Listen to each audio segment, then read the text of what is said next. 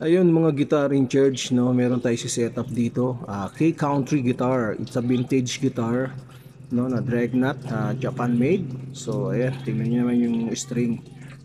So ang pinaka problema nito guys is yung fret. Wala na po, napakanipis na talaga. Makikita nyo. Hindi na ho natin mahahabol to. Kahit na anong galing mo sa paghabol ng fret. Pag ganito po nakanipis, wala na po talaga. So solusyon ho dito is refret na talaga.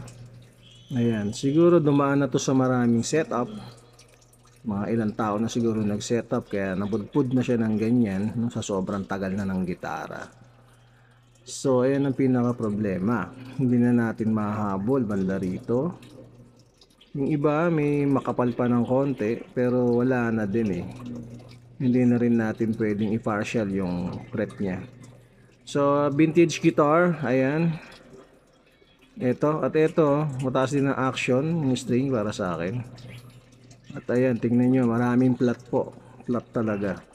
So kahit na ma-fret level mo siya, no, flat pa rin. So wala, patay ang tunog. So ayan na yung naabutan kong mga fret ngayon.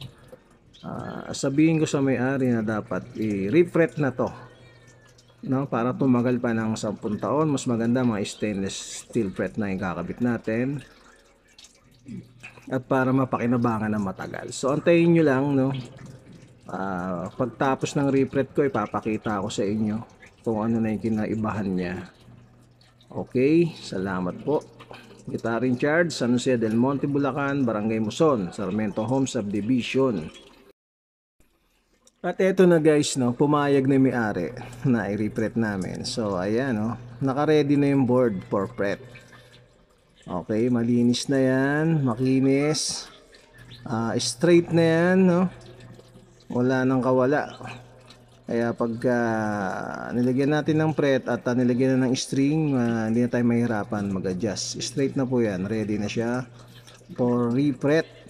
So antay na lang natin yung fret dahil in order ko pa. Daddy, this one. Ayan na. At eto na nga mga insan. Hindi ko na napakita. Ayan na yung fret, naka-install na.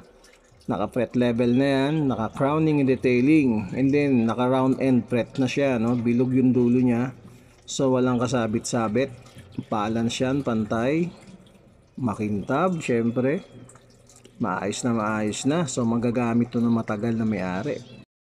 Yan, iba talaga ang stainless fret guys, no? Matagal mo magagamit yan sa gitara mo. Matagal maupod. So thank you. Ayun guys, natulog pa rin si Ash. Tulog na pala. Ito na yung K-Country, no? Made in Japan. So parang kaano ng Martin to eh, Dreadnought. So nakaraan medyo malala siya, no? Nakita natin. Hindi talaga kayang habulin yung fret. So nag-decide na yung may-ari, tsaka ako na pa-refret na. So ito na yun.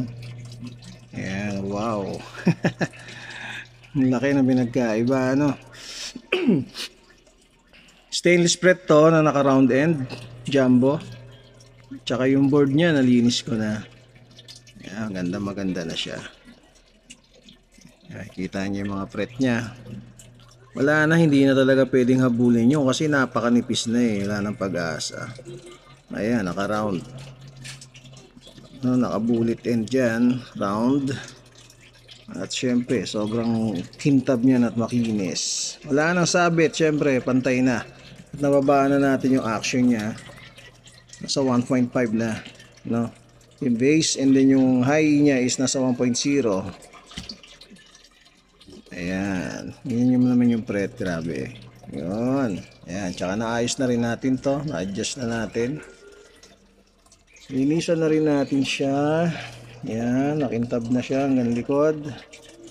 Grabe yung tunog ng gitara na to guys. Ayan, oh. So sulit na rin yung refret nito na stainless. Tatagal to na 10 taon. Kay attorney, no? Attorney po may-ari niyan. Kaya kailangan ayusin natin. So ayan na siya. Wow, ang ganda.